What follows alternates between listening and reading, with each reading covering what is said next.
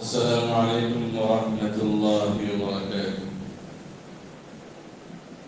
الحمد لله نحمده ونستعينه ونستغفره ونؤمن به ونتوكل عليه ونعوذ بالله من شرور أنفسنا ومن سيئات أعمالنا. من يهده الله فلا مضل له ومن يضلله فلا هادي له. ونشهد أن لا إله إلا الله وحده لا شريك له. ونشهد أن سيدنا وحبيبنا ونبينا ومولانا محمدا عبده ورسوله. اللهم صل على محمد في أول كلامنا. اللهم صل على محمد في أوسط كلامنا. اللهم صل على محمد في آخر كلامنا. اللهم صل على محمد وعلى آله وأصحابه وأزواجه وأهل بيته أجمعين. أما بعد فأعوذ بالله من الشيطان الرجيم. بسم الله الرحمن الرحيم. تبت يدا أبي لهب وتب ما أغنى عنه ماله وما كسب سيصلى نارا ذات لهب وامرأته حمالة الحطب في جيدها حبل من مسد. وقال الله تبارك وتعالى في القرآن المجيد: ما آتاكم الرسول فخذوه وما نهاكم عنه فانتهوا. صدق الله مولانا العظيم وصدق رسوله النبي الكريم. نحن على ذلك من الشاهدين لمن الشاكرين والحمد لله رب العالمين. ہمیں پھر دعوت دین الہی عام کرنا ہے. ہمیں پھر دعوت دین الہی عام کرنا ہے. جہاں کل میں پھر سے دبدب اسلام کرنا ہے. جس کام کے لیے آئے وہ کام نہ بگڑے. جس کام کے لیے آئے وہ کام نہ بگڑے. سر جائے تو جائے مگر اسلام نہ بگڑے. اسلام کو منظور نہیں قرآن اگر دستور نہیں. اسلام کو منظور نہیں قرآن اگر دستور نہیں. بے افسوس ہے اس آزادی پر یہ ملک یہ لشکر کچھ بھی نہیں. قابل قدر بزرگوں عزیز ساتھیوں، اللہ رب العزت کے فضل اور کرم اس کے احسان عظیم سے اللہ تعالیٰ نے اپنے فضل سے مجھے اور آپ کو یہ سنہرا موقع عطا فرمایا. عبادت کا، نماز کا، تلاوت کا، ذکر و اذکار کا، جمعہ کا مبارک موقع اللہ نے عطا فرمایا. ایک مواقع کے ذریعے اللہ رب العزت میرے اور آپ کی بخشش کرنا چاہتے ہیں. ان جمعہ کی برکات کے ذریعے اللہ تعالیٰ ہم سب کے درجات بلند کرنا چاہتے ہیں. اس جمعہ کے ذریعے اللہ تعالیٰ میرے اور آپ کے گھروں میں برکت عطا کرنا چاہتے ہیں. اس جمعہ کو بہانہ بنا کر اللہ اپنا مقرب بنانا چاہتے ہیں. اپنا برگزیدہ بندہ اللہ رب العزت بنانا چاہتے ہیں. انسان اگرچہ اپنی عبادت میں، اپنی تلاوت میں، اپنے ذکر میں، اپنے اذکار میں، اپنے معاملات میں سستی کر لے، لیکن عقیدے میں کمی نہیں آنی چاہیے. ایک اللہ کے ہونے میں کوئی شک و شبہ نہیں ہونا چاہیے. نبی علیہ السلام کے اللہ کے نبی ہونے، پیغمبر آخر زمان ہونے میں کوئی شک و شبہ نہیں ہونا چاہیے. صحابہ کو ماننے میں ذرہ برابر شک و شبہ نہیں ہونا چاہیے. قرآن اور حدیث کے ماننے میں ذرہ برابر شک و شبہ نہیں ہونا چاہیے. آسمان کے فرشتے، آسمانی کتابیں اور دیگر انبیاء علیہ السلام کے ماننے میں ذرہ برابر شک و شبہ نہیں ہونا چاہیے.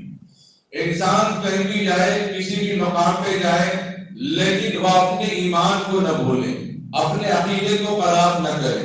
اپنے عقیدے پر وہ پختہ ہونا چاہیے، اس کا عقیدہ مکمل، کامل، اکمل طریقے پہ اگر ہونا ہے تو خدا اور رسول اور صحابہ کے بتائے ہوئے طریقے پر وہ چلے گا، وہ مانے گا تو اس کا عقیدہ مکمل ہوگا، اس کا ایمان مکمل ہوگا۔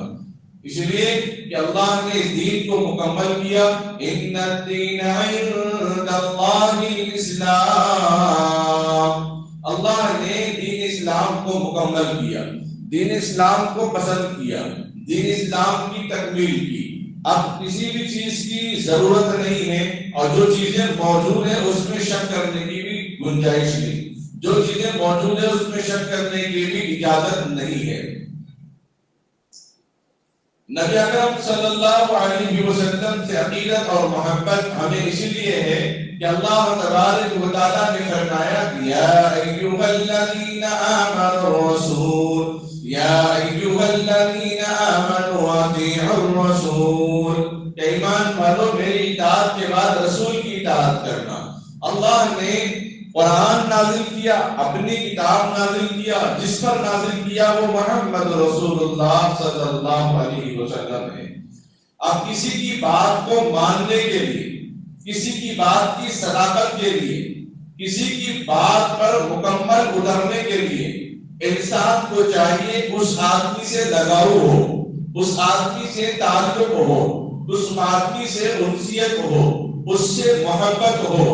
جب تک کسی سے محبت نہیں ہوگی، گھر کے اندر بھائی کام کرنے والی بھی اگر کام کرنے کے لیے آئے، آپ کہیں کہ اس مہینہ میں تجھے بونس بھی دوں گا، اس مہینہ تجھے کپڑے بھی بنا دوں گا، تب بھی وہ اپنے ہی طریقے سے کام کر کے جائے گی۔ جب تک اس گھر کو اپنا گھر نہیں سمجھے گی، ہوگے بعض اکا دکا جو مکمل طریقے سے کام کرنے والے ہوں، لیکن وہ اپنے ہی طریقے پر کام کر کے جائے گی۔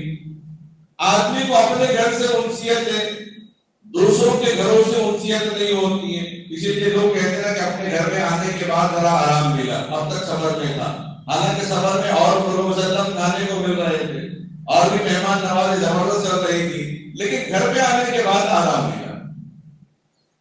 تو آدمی کو جس چیز سے تعلق ہوتا ہے، انسیت ہوتی ہے، محبت ہوتی ہے، تو اس کے ہر عمل کو بھی انسان پسند کرتا ہے، اس کے بارے میں ذرا برابر لب کشائی کرنے کو پسند نہیں کرتا، بدتمیزی کرنے کو پسند نہیں کرتا۔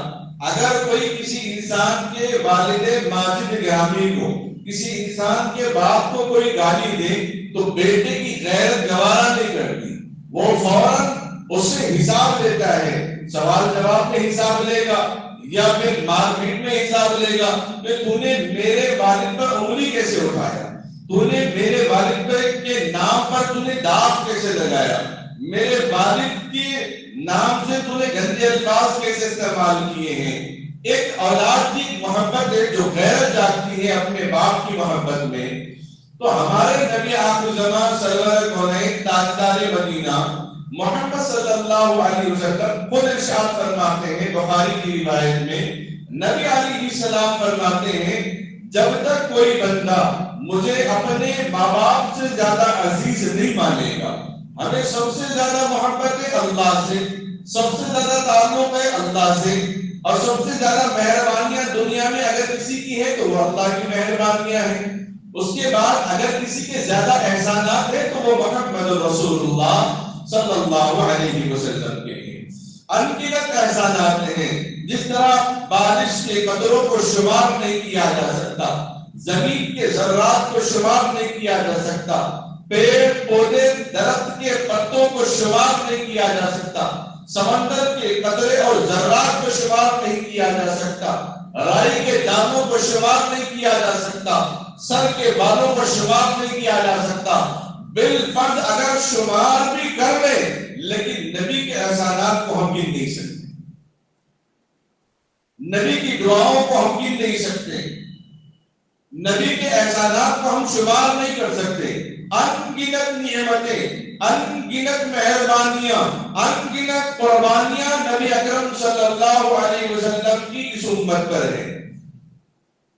پوری دنیا کے اندر فرشتے سے لے کر، انسان سے لے کر ایک ادنا مخلوق جو ہمیں دکھائی نہیں دیتی، ایک سر کی جھو ہو یا چونٹی ہو یا لکھ ہو یا پھر نظر نہ آنے والے جراثیم کیڑے ہوں جو کھانا بن کے 12-25 گھنٹے 24 گھنٹے اگر گزر جائے تو اس کے بعد اس کے اندر جراثیم نکلنے کا مادہ اس کے اندر پیدا ہو جاتا ہے لکوڈ میں۔ جو جانور جو مخلوق ہم کو نظر نہیں آتی اور وہ مخلوق جو جس کے جسم کی حیثیت سے جسامت کے اعتبار سے اللہ نے بہت اونچا بنایا، بہت بڑا بنایا، جس کو عند سدرۃ المنتہی عندها جنة المأوى إذ يغشى السدرة ما يغشى ما دام البصر وما طغى۔ جہاں اللہ کے نبی علیہ السلام نے جبرائیل علیہ السلام کو اصلی شکل اور صورت میں دیکھا تو 600 بازو تھے، 600 پر تھے، ایک کھول دیا تو دنیا کا آدھا حصہ ڈوب گیا، مشرق ڈوب گئی، دوسرا اگر کھولتے تو مغرب ڈوب جائے، اتنے بڑے بڑے پر۔ تو فرشتوں سے لے کر ایک ادنا مخلوق جو جراثیم کی شکل میں جو ہم کو دکھائی بھی رہے، ان سب مخلوقات سے زیادہ اگر کوئی قریب ہے تو واللہ رب العزت کی ذات ہے، واللہ رب العزت کی کبریائی ہے، واللہ رب العزت کی طاقت اور قوت ہے، جس کو اللہ نے قرآن میں کہا ان اللہ هو الرزاق ذو القوة المتین، وہ رزق دینے والا وہی ہے۔ ان اللہ علی کل شیء قدیر، ہر چیز پر قدرت رکھنے والا بھی وہی ہے۔ وما من دابۃ فی الارض الا علی اللہ رزقها، انسان چوپائے جانور سارے مخلوقات کو رزق دینے والا اللہ ہی ہے۔ اللہ گویا اللہ ان مخلوقات سے محبت کرتا ہے، ان مخلوقات کو اللہ نے پیدا فرمایا ہے۔ ان مخلوقات میں اگر کسی کو دنیا کے اندر سب سے زیادہ محبت کسی سے اگر ہونی ہے تو وہ یہ حق ہے کہ وہ اللہ سے محبت کرے۔ اگر کسی کی زیادہ قربانیاں بھی مخلوقات پر ہیں تو وہ اللہ کی ہی قربانی ہے، وہ اللہ کی ہی قدرت ہے، وہ اللہ ہی کی طاقت ہے، جو اللہ ہی کی نظر کرم ہے، تو اللہ نے اتنی نعمتوں سے نوازا ہے۔ ہر ایک کے پاس الگ الگ نعمتوں کو اللہ نے نوازا۔ مور ہم جیسا تو نہیں ہے، لیکن جو ہمارے پاس ہے وہ مور کے پاس نہیں، جو مور کے پاس ہے وہ ہمارے پاس ہے۔ وہ اس کا محل نہ ہونے کے باوجود، اس کا باضابطہ گھر نہ ہونے کے باوجود اللہ نے ایسی رنگت، ایسی خوبصورتی مور کو، طوطوں کو عطا کی ہے جو انسان اس کو دیکھنے کے لیے لمبا سفر بھی کرتا ہے، اس کو دیکھ کر خوش ہوتا ہے، خدا کی یاد کو تازہ کر دیتا ہے، خدا کی نعمتوں پر تدبر کرتا ہے، غور کرتا ہے، فکر کرتا ہے، کیا خوبصورتی اللہ تعالیٰ نے بنائی ہے۔ گرگٹ پسند نہ ہونے کے باوجود بھی اللہ نے ایسے رنگ اور شکل اس کے اندر بدلنے کی صلاحیت اللہ نے دی ہے۔ کیلے پہ اگر رکھ دیں تو جو کیلے کا رنگ ہے وہ اس کے اوپر آ جائے گا، امرود پہ اگر رکھیں گے جو امرود کا رنگ ہے تو امرود کا رنگ آ جائے گا، کسی سیاہ پتھر پہ اگر اس کو چھوڑیں گے تو وہی رنگ اس کے اوپر آ جائے گا۔ درخت جو رنگ اور روپ کا ہوگا وہی کا رنگ اس کے اوپر آ جائے گا۔ اس کو دیکھ کر کے کہتے ہیں کیا قدرت ہے اللہ تعالیٰ کی۔ فَبِأَيِّ آلَاءِ رَبِّكُمَا تُكَذِّبَانِ، تم اپنے رب کی کون کون سی نعمت کو جھٹلاؤ گے؟ تو دوسری ذات جو اللہ تبارک و تعالیٰ نے قرآن کریم کے اندر ارشاد فرمایا ہے، تم سارے مخلوقات کے اوپر، جس طرح اللہ تعالیٰ نے سلیمان علیہ السلام کو سارے دنیا کا نبی بنایا، ساری مخلوق کا نبی بنایا، اس سے کئی درجہ زیادہ بلند مرتبہ اور رتبہ اللہ تبارک و تعالیٰ نے آقا مدنی سرور کونین تاجدار مدینہ محمد رسول اللہ صلی اللہ علیہ وسلم کو عطا فرمایا۔ آپ کی 40 سالہ نبوت سے لے کر 63 سالہ زندگی کے درمیان کوئی دن ایسا نہیں گیا جو آپ نے اپنی امت کے غم میں نہ رویا ہو، اپنی امت کی فکر نہ کی ہو، اپنی امت کی مغفرت اور رحمت اور سعادت اور نعمت کے لیے نبی اکرم صلی اللہ علیہ وسلم نے راتوں میں تہجد میں اٹھ کر رو رو کر دعا نہ مانگی ہو۔ کوئی دن ایسا نہیں گیا، کوئی رات ایسی نہیں گئی، کوئی دعا ایسی خالی نہیں گئی جس میں اللہ کے نبی علیہ السلام اپنی امت کو بھول گئے ہوں۔ وہی امت نہیں جو نبی علیہ السلام کے زمانے میں آپ کے مجلس میں آپ کے سامنے جو صحابہ کی جماعت ہے، بلکہ اس امت کو بھی جس کے بعد آنے والی جماعت کو تابعین کہا گیا، اس کے بعد آنے والوں کو تبع تابعین کہا گیا، اس کے بعد آنے والوں کو خیر القرون کہا گیا، اس کے بعد آگے آنے والوں کو اللہ امت کے نام سے، خیر الامت کے نام سے جانا گیا۔ قیامت تک آنے والے انسانوں کو اللہ کے نبی علیہ السلام نے بارگاہ خداوندی میں یاد کر کے دعا کا اہتمام فرمایا۔ نہ صرف اس دنیا میں دعا کا اہتمام کیا، بلکہ جب عرش معلیٰ پر جب وہاں پر پہنچے، وہاں بھی گئے تو یہی دعا مانگی، اے اللہ میں میری امت کا کیا ہوگا، میری امت کی کیا بخشش ہوگی، میری امت کے لیے کیا مغفرت ہے، میری امت کے لیے کیا سامان ہے۔ گویا کہ اس دنیا میں بھی اپنی امت کی فکر کی اور اس دنیا میں بھی اپنی امت کی فکر کی ہے۔ ایک سچی اولاد اپنے ماں باپ کو کسی بھی شکل میں تکلیف میں دیکھنا گوارا نہیں کرے گی، اس لیے کہ ماں باپ نے بھی اولاد کو تکلیف میں دیکھنا گوارا نہیں کیا۔ نبی پاک صلی اللہ علیہ وسلم نے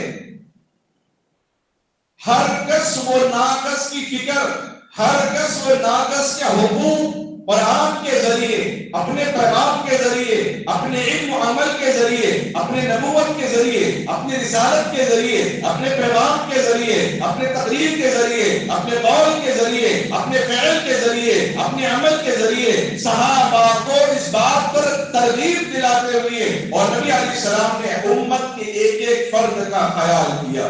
بیوہ عورت سے لے کر یتیم بچوں تک نبی اکرم صلی اللہ علیہ وسلم نے خیال کرنے کا حکم دیا۔ کوئی شعبہ ایسا نہیں ہے، کوئی شعبہ ایسا نہیں ہے، اور کوئی ہنر ایسا نہیں ہے، اور کوئی انسان جس فیلڈ میں ہو جو اللہ کے نبی علیہ السلام نے اس طریقے کے انسانوں کے بارے میں حدیث میں بیان نہ کیا ہو۔ پڑوسی غم زدہ ہے، پریشان ہے تو نبی کو فکر، مسافر غم زدہ ہے، کچھ بھی نہیں ہے تو نبی کو فکر، تو نبی نے کہا مسافر کے لیے زکات کی رقم بھی خرچ کی جا سکتی ہے، اس کے راستے، اس کے سفر خرچ کے لیے زکات کی رقم بھی دی جا سکتی ہے۔ نبی کو یتیم کی فکر ہے، یتیم کے سر پہ دست شفقت جو رکھے گا، اس کے ہاتھ کے نیچے جتنے بال آئیں گے اللہ اتنی نیکیاں اس کو عطا کریں گے، اور گناہوں کو معاف کر دیں گے۔ بیوہ عورت کی آپ کو فکر ہے، بیماروں کی آپ کو فکر ہے۔ حضرت ثوبان رضی اللہ تعالیٰ فرماتے ہیں نبی اکرم صلی اللہ علیہ وسلم نے فرمایا اگر کوئی بیمار کی عیادت کے لیے نکلتا ہے، تیمارداری کے لیے نکلتا ہے، گویا وہ جنت کے راستوں میں چلتا ہے جب تک کہ وہ واپس اپنے گھر لوٹ کر نہیں آتا۔ بیمار کی بھی فکر، بیمار کی عیادت کرنے والا جو ہے اس کی بھی نبی علیہ السلام کو فکر۔ علم حاصل کرنے والوں کا مقام بھی بتایا، جو علم کو بتا رہے ہیں ان کا مقام بھی بتایا، مسجد کا مقام بتایا، مسجد کی خدمت کرنے والوں کا مقام بھی بتایا، راستے کے حقوق بھی بتائے اور راستے کی صفائی کرنے والوں کے حق بھی بتایا، کنواں کھدوانے والے کا ثواب بھی بتایا، پینے والوں کے لیے جو اجر ملنے والا ہے اس کا بھی حق بتایا، یہاں تک کہ خیر الناس من ينفع الناس، جو لوگوں کے لیے بہتر سوچتا ہو، لوگوں کی نفع رسانی کے بارے میں خیال کرتا ہو، لوگوں میں بہتر انسان بننے کی کوشش کرتا ہو، اس کے بارے میں بھی نبی اکرم صلی اللہ علیہ وسلم نے امت کو بتایا۔ میں جس ماحول میں ہوں، آپ جس ماحول میں ہیں، دنیا کا ہر فرد بشر، خاندان، قبیلہ، فردن ہر انسان جس مقام پہ بیٹھا ہوا ہے وہ سارے کام نبی اکرم صلی اللہ علیہ وسلم نے طریقے کے حساب سے بتا دیا۔ ریئل اسٹیٹ کا طریقہ بھی نبی علیہ السلام نے بتا دیا۔ گھر بیچنا ہو تو جس کا دروازہ قریب ہے ہمارے دروازے سے، پہلے ان کو پریفرنس دینا چاہیے کہ آپ کو مکان لینا ہے تو بتا دیں کہ ہم تو بیچنے والے ہیں۔ اگر وہ انکار کرتے تو دائیں والے کو بولے جو قریب ہے، جو اگر وہ بھی انکار کرے تو بائیں والے کو بولے، اگر وہ بھی انکار کرے تو پیچھے والے کو بولے۔ کہ چار لوگ اگر انکار کرے تو اس کو اختیار ہے وہ جس کو چاہے بھیج دے۔ یہ نبی علیہ السلام کی تعلیم ہے۔ اور جو ذات نے ہمیں اٹھنا بیٹھنے کا طریقہ، سونے جاگنے کا طریقہ، میاں بیوی زندگی کے باریک مسائل ہم کو بتائے ہیں، اور جس سے دنیا کا ہر فرد بشر اور دنیا کی ذرہ ذرہ مخلوق، بلکہ عالم کی ذرہ ذرہ مخلوق، دونوں عالم کی ذرہ ذرہ مخلوق جس سے خدا بھی محبت کرتا ہو، فرشتے بھی محبت کرتے ہو، اور سارے مخلوقات جس نبی سے محبت کرتے ہو، کیا اس نبی کی محبت میں ہم کبھی آنے دیں گے؟ اس نبی کی محبت کے اندر کیا ہمارے اندر لفظ کو ہم گوارا کریں گے؟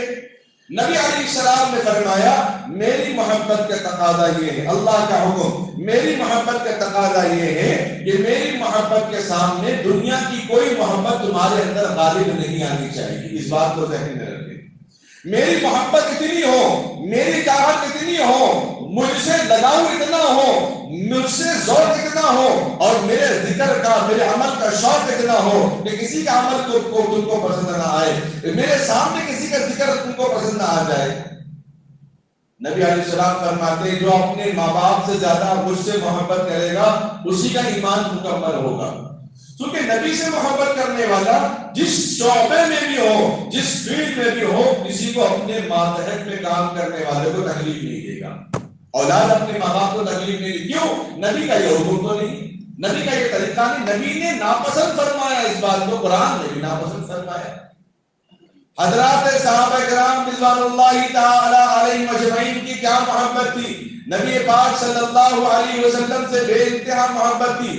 حضرت خبیب رضی اللہ تعالی عنہ جو اہل مکہ، جب مکہ فتح نہیں ہوا تھا، آپ کو گرفتار کر کے لایا گیا، حضرت خبیب کو جب سولی پر چڑھایا جا رہا تھا، کم بخت نے کہہ دیا اے خبیب اگر تمہاری جگہ پر محمد کو نعوذ باللہ صلی اللہ علیہ وسلم سولی چڑھا دی جاتی اور تم کو چھوڑ دیا جاتا، کیا تم اس بات کو پسند کرو گے؟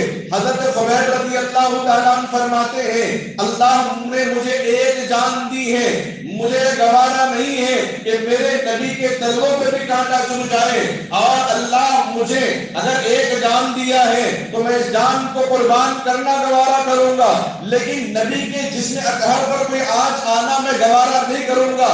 اللہ پھر دوبارہ مجھے پیدا کر دے اور پھر تم لوگ مجھے سولی پر چڑھاؤ گے، دوسری جان دینے کو تیار ہو، لیکن نبی کو تکلیف میں دیکھنا گوارا نہیں کروں گا۔ اگر خبیب کو اللہ 100 جان دے دے، یہ خبیب 100 جان قربان کر دے گا، لیکن نبی کی شان میں گستاخی برداشت نہیں کرے گا۔ یہ محبت حضرات صحابہ کی، یہ عقیدت حضرات صحابہ کا۔ آدمی جو اللہ اور اس کے رسول سے محبت کرتا ہے، من قال لا الہ الا اللہ دخل الجنہ، اگر آدمی کلمہ لا الہ الا اللہ محمد رسول اللہ سے محبت کرتا ہے، وہ اپنے اعمال میں، اپنے کردار میں، اپنے معمولات میں، اپنے اٹھنے بیٹھنے میں، عمل اور کردار میں، قول و قرار میں اونچ نیچ غلطی ہو تو اللہ معاف کر دے گا، لیکن نبی سے محبت ہونے کی وجہ سے جنت میں اللہ اس کو منتقل فرمائے گا۔ حضرت ابوبکر صدیق رضی اللہ تعالیٰ عنہ کے ابتدائی اسلام میں لوگوں نے آپ کو مارا اس لیے کہ آپ مسلمان ہیں، آپ غشی کھا کر نیچے گر گئے، بے ہوش ہو گئے۔ جب پانی ڈال کے ہوش میں لایا گیا تو آپ کا پہلا جملہ تھا اینا محمد رسول اللہ، محمد رسول اللہ صلی اللہ علیہ وسلم کہاں ہے، میرے نبی کہاں ہے، میرے محمد کہاں ہے؟ اڑتے ہی آپ کو اپنی فکر نہیں، اپنے گھر کی فکر نہیں، اپنے آل اولاد کی فکر نہیں۔ جب تک آپ صلی اللہ علیہ وسلم کو نہ دیکھ لیتے بے چین بے قرار ہو جاتے، جب تک چین نہ آتا، سکون نہ آتا، اطمینان نہ آتا۔ یہ تھی عقیدت حضرت ابوبکر صدیق رضی اللہ تعالیٰ عنہ کی، حضرت عمر فاروق رضی اللہ تعالیٰ عنہ کی یہی کیفیت، حضرت عثمان غنی، حضرت علی، عشرہ مبشرہ، صحابہ، جس کو صحابی کا لقب ملا، جس کو صحابی کا لقب دیا گیا، سب کا یہی حال ہے، سب کی یہی کیفیت ہے۔ حضرت زید بن دسنہ رضی اللہ تعالیٰ عنہ جب ان کو بھی گرفتار کیا گیا، ابو سفیان جو اس وقت اسلام قبول نہیں کیے تھے، وہ جب گرفتار کیے گئے زید بن دسنہ رضی اللہ تعالیٰ عنہ، تو ابو سفیان نے پوچھا کہ اے زید تمہاری جگہ اگر محمد ہوتے اور ان کو ہم تیروں سے نشان بنا دیتے، ان کو ہم اذیت دیتے اور تم کو چھوڑ دیتے، تو حضرت زید بن دسنہ رضی اللہ تعالیٰ عنہ فرماتے ہیں اگر محمد رسول اللہ صلی اللہ علیہ وسلم میرے گھر میں بھی اگر ہوتے، میرے گھر میں بھی اگر ہوتے، تب بھی ایک کانٹا، ایک کنکر، ایک پتھر چکنا مجھے گوارا نہیں۔ میرے گھر میں ہوتے تب بھی میں اس بات کو گوارا نہیں کرتا، میں دشمن کے حوالے کرنے کو میں کیسے گوارا کرتا، نبی کی تکلیف کو میں کیسے گوارا کرتا، نبی کی اذیت کو میں کیسے گوارا کرتا، نبی کے مشقت میں ڈالنے کو میں کیسے گوارا کرتا۔ حضرت ابوبکر صدیق رضی اللہ تعالیٰ عنہ کے صاحبزادے اب اسلام قبول نہیں کیے تھے۔ جب اسلام قبول کیے حضرت ابوبکر صدیق رضی اللہ تعالیٰ عنہ کے صاحبزادے تو اس موقع پر اپنے باپ سے کہنے لگے کہ ابا حضور غزوہ بدر میں ہمارا آمنا سامنا ہو رہا تھا، جب آپ میرے قریب آ رہے تھے میں کافر تھا، آپ مسلمان تھے، اور باری میری اور آپ کی آ رہی تھی، میں نے کنارہ کش اختیار کیا اس لیے کہ آپ میرے ابا ہیں، میرے باپ ہیں، میں نے کنارہ کش اختیار کر لیا اس لیے کہ آپ میرے ابا ہیں۔ حضرت ابوبکر صدیق رضی اللہ تعالیٰ عنہ فرماتے ہیں کہ لڑائی باپ بیٹے کی نہیں تھی، لڑائی کفر اسلام کی تھی، لڑائی حق اور باطل کی تھی۔ وَجَاءَ الْحَقُّ وَزَهَقَ الْبَاطِلُ إِنَّ الْبَاطِلَ كَانَ زَهُوقًا۔ جب حق آئے گا تو باطل مطلق چلا جائے گا۔ بہرحال تو ابوبکر رضی اللہ تعالیٰ عنہ کہہ رہے کہ بیٹا لڑائی حق باطل کی تھی، کفر اور اسلام کی تھی، تم نے باپ سمجھ کر رعایت کی ہے، لیکن اگر میں تجھے دیکھ لیتا تو میرے سامنے ہوتا تو میری تلوار ہوتی اور میری گردن اڑا دیتا۔ جو زبان، جو الفاظ، جو تلوار خدا اور رسول کی شان میں اگر وہ اختلاف میں اگر اڑ جائے تو ابوبکر کو اس بات کی اجازت نہیں ہے، اس کا ایمان اس بات کی اجازت نہیں دے گا کہ سامنے آنے والا بیٹا ہے یا سامنے آنے والا باپ ہے۔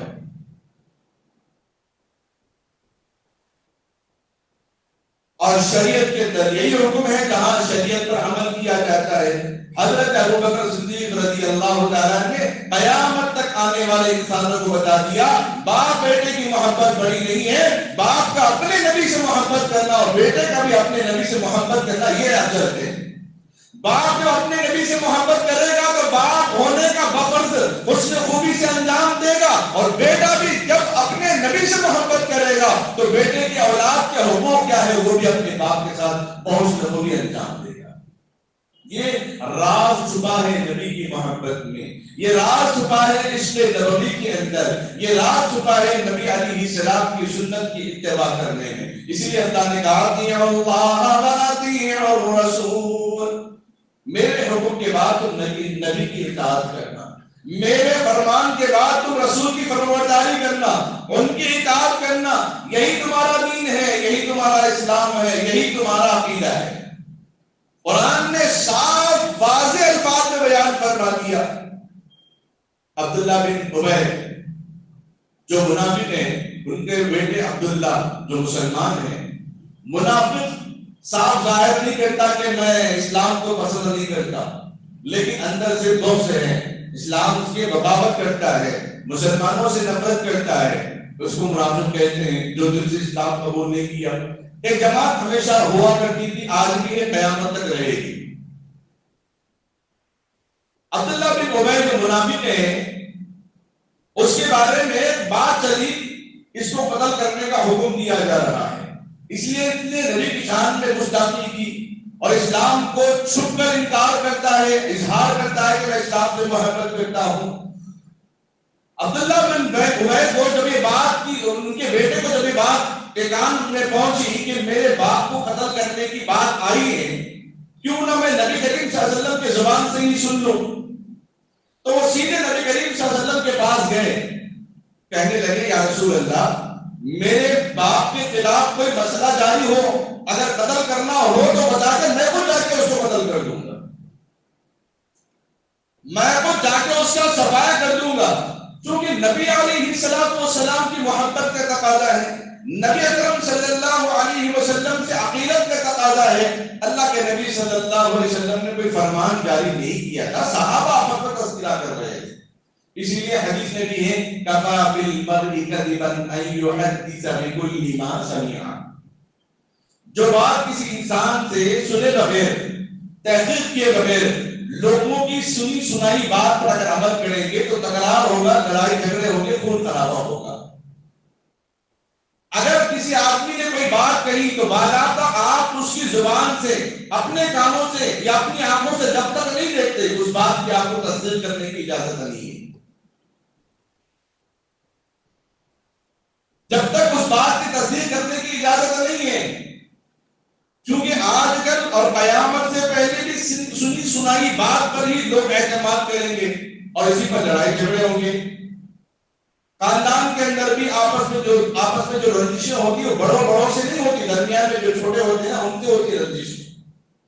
کیونکہ ان کی جوانی کا خون کھولتا ہے، ان کی جوانی بول پڑتی ہے کہ میں ہوں، میری طاقت ہے، میری جوانی ہے، میرا پیسہ ہے، میرا ہتھیار ہے، میرے سامان ہے، تو وہ بول پڑتے ہیں.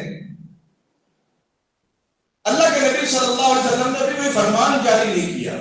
بتانا یہ ہے کہ صحابہ کرام نبی علیہ السلام سے کس درجے عقیدت اور محبت رکھتے تھے. غزوہ احد کے اندر ایک خاتون دوڑ رہی ہے اور کسی نے کہا رو کرو، کہاں دوڑ رہی ہے؟ تیرے شوہر کا انتقال ہو گیا ہے. وہ کہتی ہے انا للہ و انا الیہ راجعون. این محمد رسول اللہ صلی اللہ علیہ وسلم کہاں ہے؟ تو کہنے لگے وہ آگے دوڑنے لگی. کسی نے کہا تیرے باپ کا انتقال ہوا. وہ کہتی انا للہ و انا الیہ راجعون. اور فرماتی ہے این محمد، میرے رسول کہاں ہے، میرے محمد کہاں ہے؟ لوگ کہتے ہیں کہ آگے دیکھ. پھر وہ آگے دوڑتی ہے. کوئی روکنے والا روک کر کہتا ہے کہ تیرا بیٹا شہید ہو چکا ہے. وہ انا للہ و انا الیہ راجعون پڑھتی ہے اور کہتی ہے کہ این محمد کہاں ہے؟ اور آگے بڑھنے کے بعد کوئی کہتا ہے کہ تیرے بھائی شہید ہو چکا ہے. یعنی ایک ہی راستے میں، ایک ہی وقت میں، غزوہ احد میں چار لوگ شہید ہو گئے. باپ کو کھویا، شوہر کو کھویا، بھائی کو کھویا، بیٹے کو کھویا. پھر بھی اس کی زبان میں یہی لگا ہوا ہے این محمد، این محمد، این محمد. محمد رسول اللہ کہاں ہے؟ محمد رسول اللہ کہاں ہے؟ کسی نے اشارہ کر دیا کہ وہ دیکھ وہاں ہے محمد رسول اللہ صلی اللہ علیہ وسلم. وہ دوڑتی ہوئی چلے گئی اور آپ کی قدم مبارک پر گری، آپ کے دامن کو پکڑ کر کہنے لگی یا رسول اللہ مجھے چین نہ آیا جب تک کہ میں اپنی آنکھوں سے آپ کو نہ دیکھوں. مجھے سکون نہ ملا جب تک کہ میں آپ کو اپنی آنکھوں سے نہ دیکھ لوں. میرے باپ قربان، میرے شوہر قربان، میرے بھائی قربان، میرے بیٹے قربان، میرا سارا خاندان قربان ہے، لیکن آپ کو کچھ ہو جائے تو میں برداشت نہیں کر سکتا. کیونکہ زندگی اصل تو آخرت کی ہے.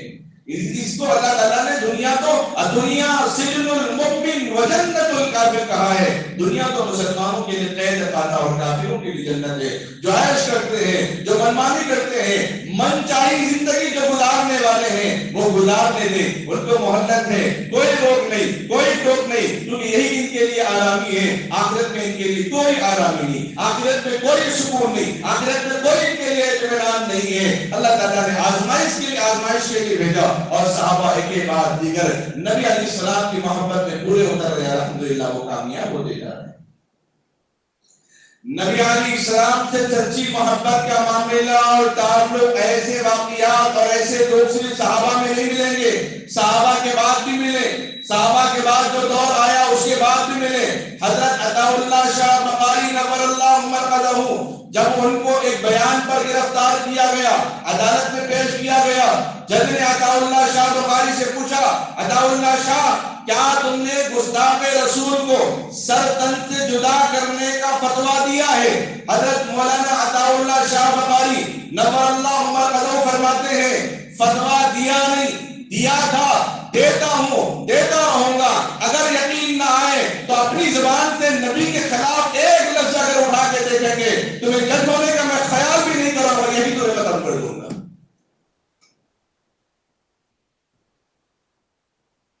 نبی علیہ السلام کی زندگی، نبی کا فرمان، نبی کی سنتیں اللہ کی طرف سے دین ہے، اللہ کی طرف سے امانت ہے. آپ کے ایک ایک بول، آپ کے ایک ایک لفظ قرآن نے کہا وَمَا يَنطِقُ عَنِ الْهَوَىٰ. میرے نبی نے جب بھی زبان کھولا اپنے مرضی سے نہیں کھولا، رب کے مرضی سے زبان کھولا ہے. اس نبی کو اللہ نے وہ مقام عطا فرمایا جو مقام کسی اور نبی کو اللہ رب العزت نے عطا نہیں کیا. جہاں کوئی نبی نہ پہنچا، ارے نبی تو دور کی بات ہے، کوئی فرشتہ بھی پہنچ نہیں سکا، اس مقام پر اللہ نے محمد رسول اللہ صلی اللہ علیہ وسلم کو بلوایا ہے. نبی کو اللہ نے پیغام جبرائیل علیہ السلام کے ذریعے دیا، ہمارے نبی کو بھی جبرائیل علیہ السلام کے ذریعے دیا، لیکن جب موقع آیا تو اللہ نے عرش معلی پر بلایا، بظاہر سیدھا کوئی وحی کا واسطہ نہیں، کوئی وحی کا ذریعہ نہیں، کوئی فرشتہ نہیں، کوئی جبرائیل نہیں، باضابطہ انڈائریکٹ اللہ تبارک و تعالیٰ نے دو آیتیں نبی پاک صلی اللہ علیہ وسلم کو تحفے میں دے دی، وہ سورۃ بقرہ کی آخری دو آیتیں، کوئی فرشتہ درمیان میں نہیں۔ اس نبی سے محبت، اس نبی سے تعلق، اس نبی سے انسیت، اس نبی کے اتباع میں مسلمان ذرہ برابر کمی گوارا نہیں کرے گا، ذرا برابر کمی بیشی بالکل گوارا نہیں کرے گا۔ میں یہ عرض کر رہا تھا، ایسی محبت کرنے والے، ایسے چاہنے والے، ایسے دیوانے اور مستانے صحابہ کے زمانے میں نہیں، صحابہ کے بعد بھی تھے، تابعین کے بعد بھی تھے، تبع تابعین کے بعد بھی تھے، ائمہ کے زمانے میں بھی تھے، ائمہ کے بعد کے دور میں بھی تھے، اور ہر دور میں ایسے جریانے، ایسے عاشق رسول موجود ہیں، ہماری محفل میں بھی موجود ہے۔ جھارکھنڈ کے بہرائچ کے علاقے کے اندر بھی ایسے نوجوان موجود ہیں جہاں گستاخ رسول کے معاملے پر نبی کی شان میں گستاخی ہوئی، اس کی آواز اٹھانے کے لیے ایک نوجوان آگے بڑھ جاتا ہے، آوازیں نکالتا ہے کہ نبی کی شان میں گستاخی کی، ہم اس کو برداشت نہیں کریں گے، اور ریالی کی شکل میں، لوگوں کی شکل میں، وہ امن پسند عافیت کی شکل میں وہ احتجاج میں ریالی نکالتا ہے۔ بدبخت اور ظالم لوگ اس کو گولی سے اڑا دیتے ہیں، اگرچہ وہ حکومت کے لوگ ہوں، یہ غیر حکومت کے لوگ ہوں، اس کا آخری لفظ زبان سے جو نکلتا ہے، اسلام زندہ باد، اسلام زندہ باد تھا، ہے اور رہے گا۔ اور جب اس کی ماں سے انٹرویو لینے کے لیے میڈیا والے پہنچتے ہیں کہ تمہارا کیا خیال ہے، وہ کہنے لگے میرا اکلوتا لڑکا ہے، میرا ایک ہی لڑکا ہے اور مجھے فخر ہے۔ یہ کوئی پرانے زمانے کا واقعہ نہیں، یہ خیر القرون کے زمانے کا واقعہ نہیں ہے، یہ پچھلے 100 سال صدی ہندوستان کی آزادی سے پہلے کا واقعہ نہیں، ابھی ابھی کا واقعہ ہے۔ وہ خاتون کہتی مجھے پڑھنا لکھنا نہیں آتا، میں تو کم پڑھی لکھی ہوں، لیکن مجھے ایک ہی لڑکا اللہ نے عطا فرما دیا ہے، مجھے فخر ہے۔ وہ مرتے ہوئے اسلام کا نام لے کر رہا، نبی کے ناموس کی ناموس، نبی کی عزت کے لیے، نبی کی شان اور رفعت کے لیے اس نے اپنی جان دے دی۔ اور بھی اگر میرے بیٹے ہوتے نبی کے نام پر جان قربان کر دیتے تو مجھے ذرا برابر غم نہیں، ذرا برابر غم نہیں۔ اور حقیقت یہ ہے کہ نبی کے جریانے جہاں پر ہوتے ہیں، نبی کے شہدائی جہاں پر ہوتے ہیں، نبی سے محبت کرنے والے جہاں پر ہوتے ہیں، وہاں حالات آئیں گے، یہی تو امتحان ہے۔ پوری دنیا کے اندر ابراہیم علیہ السلام کے زمانے میں کون سا آدمی مقدس ہوگا؟ سوائے ابراہیم علیہ السلام کے کوئی مقدس نہیں مانا جا سکتا، سوائے نبی کے کوئی مقدس نہیں ہو سکتا پورے زمین کے اندر۔ پورے زمین میں اگر کوئی مقدس آدمی ہوگا تو وہ وقت کا نبی ہوگا، لیکن ابراہیم علیہ السلام کو اللہ تبارک و تعالیٰ نے آزمائش میں ڈالا، اولاد میں آزمائش میں ڈالا، اولاد دے کر آزمائش میں ڈالا، بے اولاد پھر دوبارہ دے کر آزمائش میں ڈالا، ہر آزمائش میں وہ کامیاب ہوتے گئے، اور قیامت تک آنے والے انسانوں کے لیے ان کی عمل، ان کے کردار کو امت کے لیے سنت قرار دیا ہے۔ حالات مسلمانوں پر ہی آئیں گے، قید خانے میں حالات آئیں گے، آزاد خانے میں حالات نہیں آئیں گے۔ قید خانے میں حالات آئیں گے، یہ ہمارے لیے قید خانہ، ہم پہلے ہی پریپیئر ہونا چاہیے، پہلے ہی تیار ہونا۔ حالات آئیں گے اور ہم اس کے لیے تیار ہیں۔ مذہب نے کبھی نہیں سکھایا آپس میں بیر رکھنا، مذہب نے تو اختلاف کرنے کا پیغام نہیں دیا، قرآن نے تو لوگوں سے نفرت کرنے کا پیغام نہیں دیا، وَقُولُوا لِلنَّاسِ حُسْنًا، لوگوں سے اچھے کلام کرنے کا حکم دے دیا ہے۔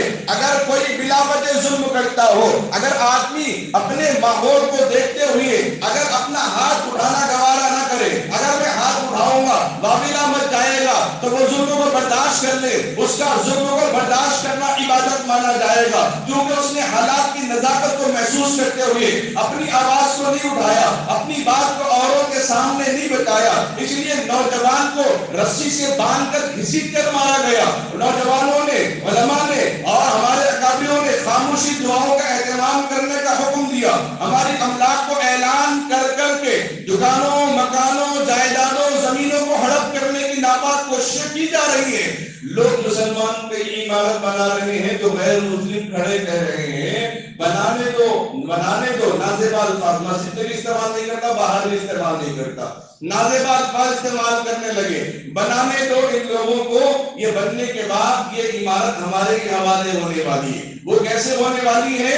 اگر مثال کے طور پر کوئی علاقہ ہے، بہرحال ایک علاقہ ہے، اب اس علاقے کے اندر مسلمانوں کے املاک کو ہم لوگوں پر قبضہ کرنا ہے، ان کے دکانوں کو چھیننا ہے، مکانوں کے سامان پر قبضہ کرنا ہے، سونے اور کپڑے اور سونے زیورات پر قبضہ کرنا ہے، تو پھر بہرائچ کے لوگوں کو نہیں ابھاریں گے بلکہ دوسرے اسٹیٹ کے لوگوں کو لا کر ایک جھنڈ کی شکل میں، جماعت کی شکل میں، لوگ وقت دیکھ کر حیران ہو جائیں گے۔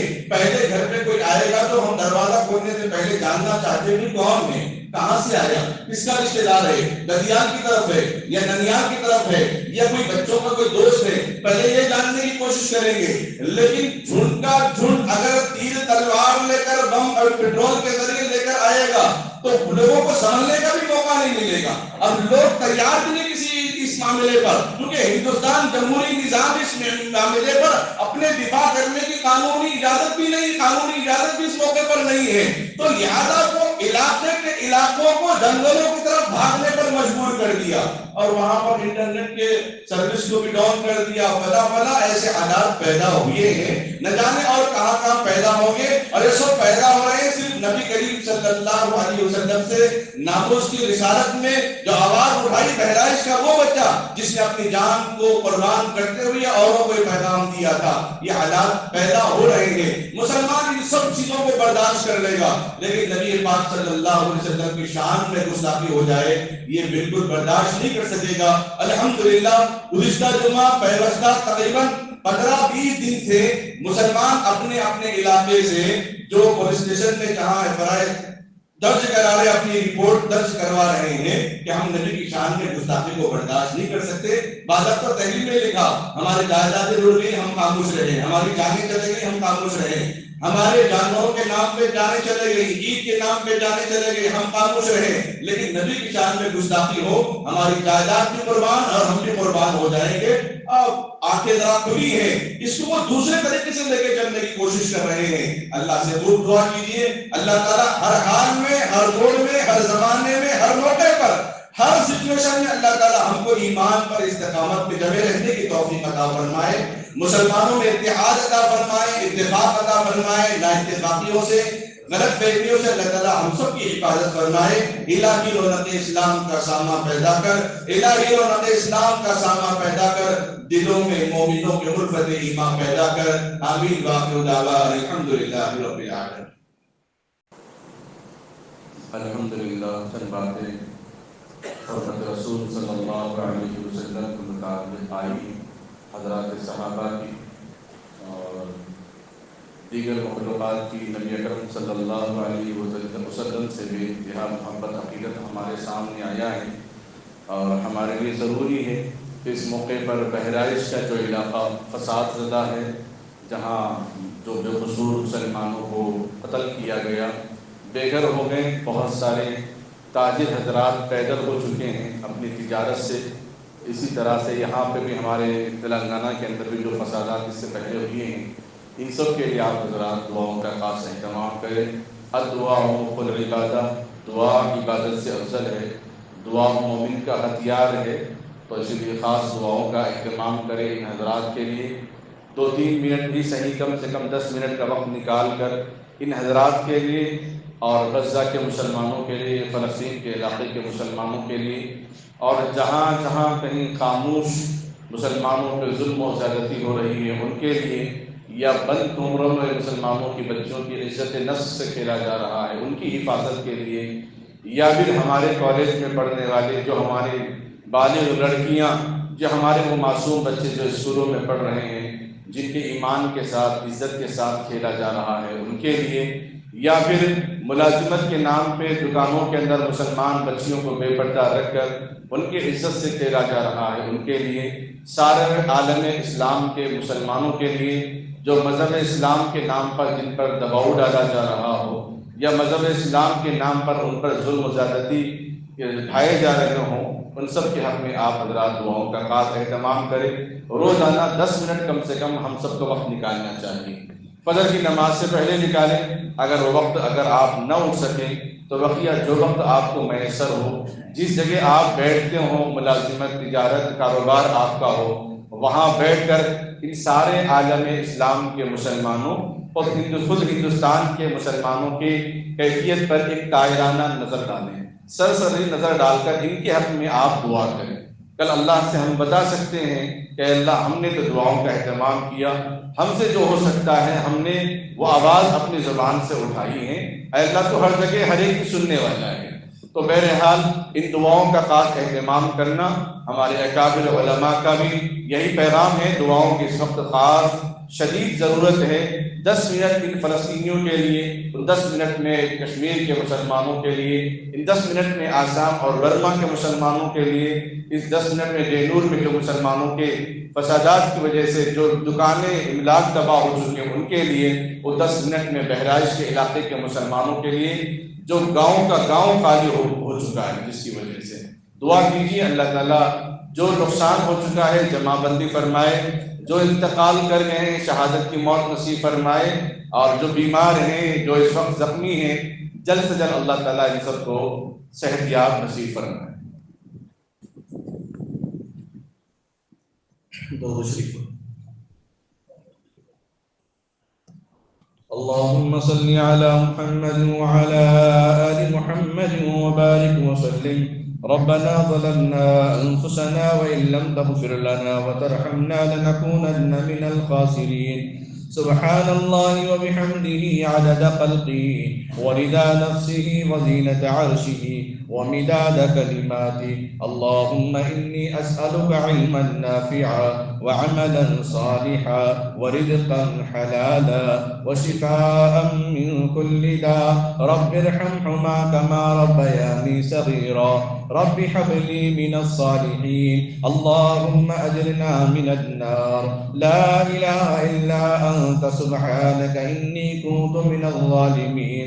لا إله إلا أنت سبحانك إني كنت من الظالمين. لا إله إلا أنت سبحانك إني كنت من الظالمين. اللهم اغفر لنا ذنوبنا يا رب العالمين. اللهم اهدنا فيمن هديت وعافنا فيمن عافيت وتولنا فيمن توليت وبارك لنا فيما أعطيت وقنا شر ما قضيت. فإنك تقضي ولا يقضى عليك، فإنه يذل من هو عليك. تبارك ربنا وتعاليك. نستغفرك ونتوب إليك. هو الأول والآخر والظاهر والباطن وهو بكل شيء عليم. اے اللہ ہم سب کے گناہوں کو معاف فرما. اے اللہ ہم سب کے خطاؤں کو درگزر فرما. اے اللہ ہم توبہ کرتے ہیں، آئندہ گناہ نہیں کریں گے. اے اللہ آئندہ تیری نافرمانی نہیں کریں گے. اے اللہ نبی علیہ السلام کی سنتوں کو نظر انداز نہیں کریں گے. اے اللہ تیری عقیدت ہمارے اندر عطا فرما. نبی سے محبت، سچی پکی محبت ہمارے اندر عطا فرما. صحابہ کی عظمت ہمارے اندر عطا فرما. اہل اللہ کی صحبت ہم سب کو نصیب فرما. اے اللہ ہم سب کا ایمان پر خاتمہ فرما. اے اللہ ہم سب کو تمام عذاب و رسوائیوں سے حفاظت فرما، ذلت سے حفاظت فرما. اے اللہ تمام عذاب و رسوائیوں سے حفاظت فرما. اے اللہ ایمان پر خاتمہ فرما. قبر کے عذاب سے، جہنم کے عذاب سے، پلسرات کے راستے سے ہم سب کی حفاظت فرما. اے اللہ علم نافع عطا فرما، عمل صالح عطا فرما. اے اللہ جن جن کو جو جو نعمتوں سے تو نے نوازا ہے، اے اللہ ان چیزوں کو تیری راہ میں قربان کرنے والا بنا. اے اللہ تیری راہ میں قربان کرنے کی توفیق عطا فرما. اے اللہ جو مسلمان پریشان حال ان کی پریشانی کو دور فرما. اے اللہ جو مسلمان کے نام پر غزہ کے علاقے میں سرزمین انبیاء کی زمین پر اے اللہ اسکولوں کو تباہ کیا گیا، مدارس کو، مساجد کو، مکاتب کو، خانقاہوں کو تباہ و برباد کر دیا گیا. اے اللہ پورا علاقہ سناٹے میں بدل گیا ہے، اے اللہ کوئی پرسان حال نہیں، اے اللہ معصوم بچے جوان مائیں بے گھر اے اللہ ظلم زیادتی کی شکار ہو رہی ہیں، اے اللہ بیمار کو ایمبولینس میں لے جایا جا رہا ہے تب بھی کوئی رعایت نہیں، جنازوں پہ بمباری، ایمبولینس پہ بمباری کی جا رہی ہے، اے اللہ کوئی پرسان حال نہیں، کوئی یار و مددگار نہیں، اے اللہ عرب علاقوں کے اندر، عرب کی سرزمین میں بتکدے عام ہو چکے ہیں، اے اللہ سینما تھیٹر بھی کھل چکے ہیں، اے اللہ وہ اپنے مگن میں لگے ہیں، اے اللہ ہم کو صرف تجھ پر اعتماد ہے، تجھ پر بھروسہ ہے، تیری ذات پر یقین ہے، اے اللہ تو ہم سب کو اے اللہ ہماری محنتوں قربانیوں ہمارے اعمال کو اے اللہ تو ضائع جانے نہیں دے گا، ہمیں اللہ جو مائیں جو بچے جو جوان جو بڑے جو بوڑھے شہید ہو چکے ہیں اے اللہ ان کا خون ضائع نہیں جائے گا، اے اللہ یقیناً اے اللہ تو دیکھ رہا ہے اس منظر کو، اے اللہ تو دیکھ رہا ہے اس منظر کو، فرشتے اور آسمان و زمین و چاند ستارے سورج بھی اس منظر کو دیکھ رہے ہیں، اے اللہ ایسا منظر کبھی نہ دیکھا ہوگا، اے اللہ قیامت کی نشانیاں قریب آ چکی ہیں، اے اللہ قیامت کی نشانیاں شروع ہو چکی ہیں، اے اللہ ہم مسلمان کمزور بندے ناتواں ہیں، اے اللہ تیری مدد کی امید لے کر بیٹھے ہیں، اے اللہ نبی کے نام لیوا نبی کے عاشق ہیں، اے اللہ نبی کے لاج رکھ کر ان کی مدد فرما نصرت فرما، معلوم نہیں اس ہوا کے چلیے اے اللہ اس ہوا کے ذریعے پانی کے لہروں اور موجوں کے اس طرح سے اے اللہ کب کس گھر کے اندر ایسے فسادات، کب کس علاقے کے اندر دشمن ناپاک ارادے لے کر آئے گا، اے اللہ اس سے پہلے کہ ہم کو اپنی جان مال عزت آبرو ایمان کی حفاظت فرما، ہماری ماں بہنوں کی عفت کی حفاظت فرما، چاہے وہ کالج میں پڑھنے والی، دکانوں مکان میں کام کرنے والی، اے اللہ مجبوری میں باہر نکل کر خدمت کرنے والی ان سب ماؤں کی بہنوں کی حفاظت فرما، بچوں کی حفاظت فرما، اے اللہ جو نبی کے نام پر اسلام کے نام پر اے اللہ جن کو نشانہ بنا بنا کر مار دیا گیا ہے اے اللہ ان کو شہادت کی موت نصیب فرما، اے اللہ جو بے گھر ہو چکے ہیں اے اللہ ان صبر عطا فرما، جن کا نقصان ہو چکا ہے مولا ان کی جمع بندی فرما، اے اللہ تاجر دکاندار بھی نقصان میں ہے، ملازمت کرنے والے بھی نقصان میں ہیں، اے اللہ گھر کا گزارے کے لیے بہت مشکل کٹھن مشکلیں چل رہی ہیں، اے اللہ کوئی سلطان صلاح الدین ایوبی مرد مجاہد کو پیدا فرما، اے اللہ کوئی عثمان غنی جیسا سخاوت والے کو پیدا فرما جو ان کی یار و مددگار کرنے والا بن جائے، کوئی ان کی نصرت کرنے والا بن جائے، اے اللہ غیبی نظام عطا فرما، اے اللہ اس علاقے کے ملک کے اندر دنیا کے اے اللہ جو سربراہ بادشاہ ہیں دل مردہ ہو چکے، کان بہرے ہو چکے، اے اللہ آنکھیں نابینا ہو چکی ہیں، اندھے بن چکے ہیں، اے اللہ دل پتھر بن چکے ہیں، سخت ہو چکے ہیں، اے اللہ تو اگر کسی سے کام لینا چاہے تو کسی کا محتاج نہیں، اے اللہ تو نے اپنے خاص خانے کعبہ اپنے گھر کی حفاظت کے لیے کوئی جنات فرشتوں کو تو نے نہیں بھیجا، اے اللہ تو نے انسانوں سے کام نہیں لیا، پرندوں سے ابابیل سے تو نے کام لیا ہے، اے اللہ کسی نہ کسی ذریعہ بنا کر اے اللہ ہماری ایمان کی حفاظت کے ساتھ ہمارے ماں بہنوں ہمارے املاک کی حفاظت فرما دے، اے اللہ ہم سب کو ایک اور نیک بنا، اے اللہ ایسے پرفتن ماحول میں بھی اے اللہ مسلمان ایک دوسرے کو جماعت کے نام سے پکارتا ہے، اے اللہ جماعت کے نام سے اپنی مسجد میں آنے سے روکتا ہے، اے اللہ ایسے اختلافات سے بچا، قرآن اور حدیث صحابہ اہل اللہ کی صحبت کے ذریعے دین پر عمل کرنے کی توفیق عطا فرما، اے اللہ جو نکاح کے انتظار میں ان کے نکاح کو آسان فرما، اے اللہ پڑھنے پڑھانے والوں کو قبول فرما، دینی مساجد مدارس مکاتب خانقاہوں کی حفاظت فرما، خصوصاً اے اللہ اس مسجد کی حفاظت فرما، اے اللہ اس مسجد کی خدمت کرنے والوں کو خیر و برکت سے نواز دے، اے اللہ مالا مال فرما، اے اللہ جتنے حضرات مسجد میں بیٹھے ہیں ہر ایک کے دل میں کوئی نہ کوئی تمنا ہے، آرزو ہے، امید ہے، مولا ان سب کے جائز ضرورتوں جائز تمناؤں کو تو قبول و منظور فرما، اے اللہ نکاح کو آسان فرما، نبی پاک صلی اللہ علیہ وسلم نے جو خیر کی دعائیں مانگی ہیں وہ خیر ہم سب کو عطا فرما، خصوصاً جن لوگوں نے آج کل میں اے اللہ فون کے ذریعے بالمشافہ یا ملاقات کے ذریعے اپنے مرحومین کی مغفرت کی دعا کی التجا کی، اپنے بیمار ماں اپنے بیمار بہنوں اپنے بیمار بھائیوں کی شفا کے لیے دعا کی، اے اللہ ان بیماروں کو شفائے کاملہ عاجلہ مستمرہ دائمہ خاتمہ صادقہ نصیب فرما۔ اے اللہ ان مرحومین کی مغفرت فرما، ان کے درجات کو بلند فرما۔